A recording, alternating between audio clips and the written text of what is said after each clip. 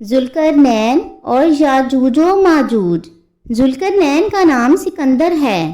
یہ حضرت خضر علیہ السلام کے خالہ زاد بھائی ہیں۔ حضرت خضر علیہ السلام ان کے وزیر اور جنگوں میں علمبردار رہے ہیں۔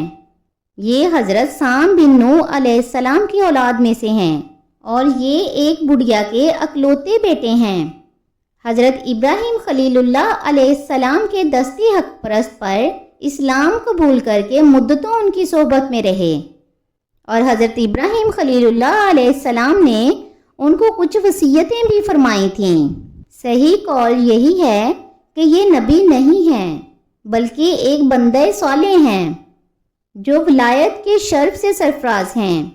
ذوالقرنین کیوں کہلائے؟ حضور نبی کریم علیہ السلام نے فرمایا کہ یہ ذوالقرنین 2 سینگوں والے کے لقب سے اس لیے مشہور ہو گئے کہ انہوں نے دنیا کے 2 سینگوں یعنی دونوں کناروں کا چکر لگایا تھا، اور بعض کا قول ہے کہ ان کے دور میں لوگوں کے 2 قرن ختم ہو گئے۔ 100 برس کا ایک قرن ہوتا ہے، اور بعض کہتے ہیں کہ ان کے 2 گیسو تھے، اس لیے ذوالقرنین کہلاتے ہیں۔ اور یہ بھی ایک قول ہے کہ ان کے تاج پر 2 سینگ بنے ہوئے تھے، اور بعض اس کے قائل ہیں کہ خود ان کے سر پر دونوں طرف ابھار تھا جو سینگ جیسا نظر آتا تھا، اور بعض نے یہ وجہ بتائی کہ چونکہ ان کے باپ اور ماں نجیب الطرفین اور شریف زادہ تھے، اس لیے لوگ ان کو ذوالقرنین کہنے لگے۔ اللہ تبارک و تعالی نے ان کو تمام روئے زمین کی بادشاہی عطا فرمائی تھی۔ دنیا میں کل 4 بادشاہ ایسے ہوئے ہیں جن کو پوری زمین کی پوری بادشاہی ملی۔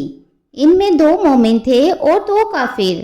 مومن تو حضرت سلیمان علیہ السلام اور ذوالقرنین ہیں، اور کافر ایک تو بخت نصر اور دوسرا نمرود ہے، اور تمام روئے زمین کے 1/5 بادشاہ اس امت میں ہونے والے ہیں جن کا اسم گرامی حضرت امام مہدی ہے۔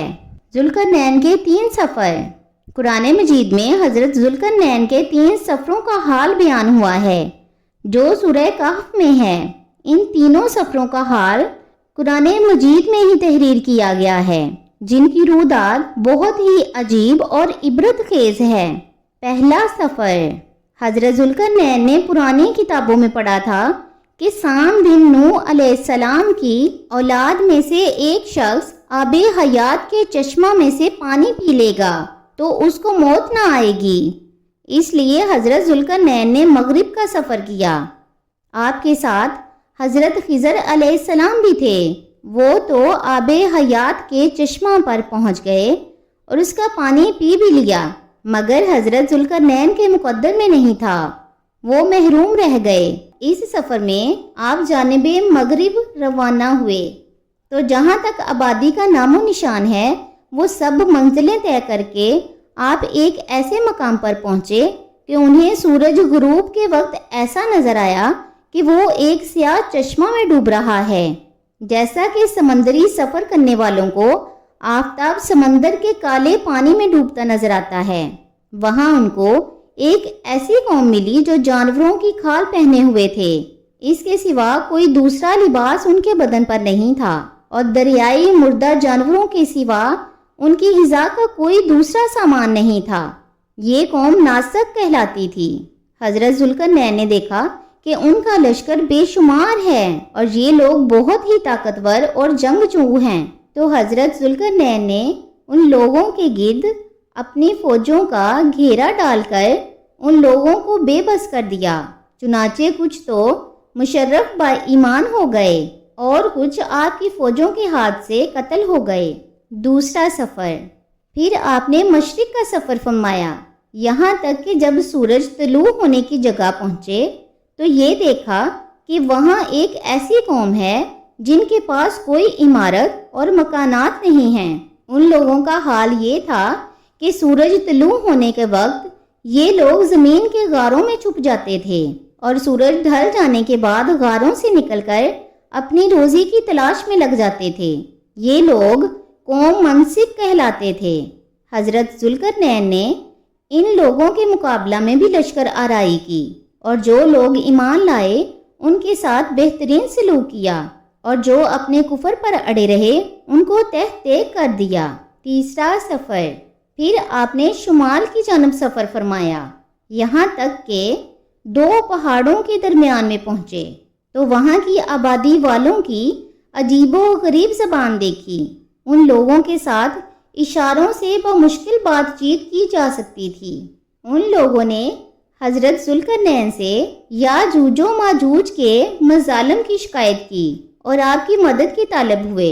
یاجوج و ماجوج یہ یاس بن نوح علیہ السلام کی اولاد میں سے ایک فسادی گروہ ہے، اور ان لوگوں کی تعداد بہت ہی زیادہ ہے۔ یہ لوگ بلا کے جنگجو، خونخوار اور بالکل ہی وحشی اور جنگلی ہیں، جو بالکل جانوروں کی طرح رہتے ہیں۔ موسم ربی میں یہ لوگ اپنے غاروں سے نکل کر تمام کھیتیاں اور سبزیاں کھا جاتے تھے اور خشک چیزوں کو لاد کر لے جاتے تھے۔ آدمیوں اور جنگلی جانوروں یہاں تک کہ سانپ، بچھو، گرگٹ اور ہر چھوٹے بڑے جانوروں کو کھا جاتے تھے۔ صد سکندری، حضرت ذوالقرنین سے لوگوں نے فریاد کی کہ آپ ہمیں یاجوج و ماجوج کے شر اور ان کی ایذا رسانیوں سے بچائیے، اور ان لوگوں نے اس کے عوض کچھ مال دینے کی بھی پیشکش کی۔ تو حضرت ذوالقرنین نے فرمایا کہ مجھے تمہارے مال کی ضرورت نہیں ہے، اللہ تبارک و تعالیٰ نے مجھے سب کچھ دیا ہے، بس تم لوگ جسمانی محنت میں میری مدد کرو۔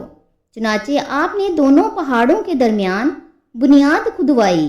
جب پانی نکل آیا تو اس پر پگھلائے تانبے کے گارے سے پتھر جمائے گئے اور لوہے کے تختے نیچے اوپر چن کر ان کے درمیان میں لکڑی اور کوئلہ بھروا دیا اور اس میں آگ جلوا دی۔ اس طرح یہ دیوار پہاڑ کی بلندی تک اونچی کر دی گئی اور دونوں پہاڑوں کے درمیان کوئی جگہ نہ چھوڑی گئی۔ پھر پگھلایا ہوا تانبا دیوار میں ڈال دیا گیا، جو سب مل کر بہت ہی مضبوط دیوار بن گئی۔ قرآن مجید کی سورہ کہف میں پہلے سفر کا ذکر ہے، پھر دوسرے سفر کا تذکرہ، اور پھر تیسرے سفر کی روداد ہے۔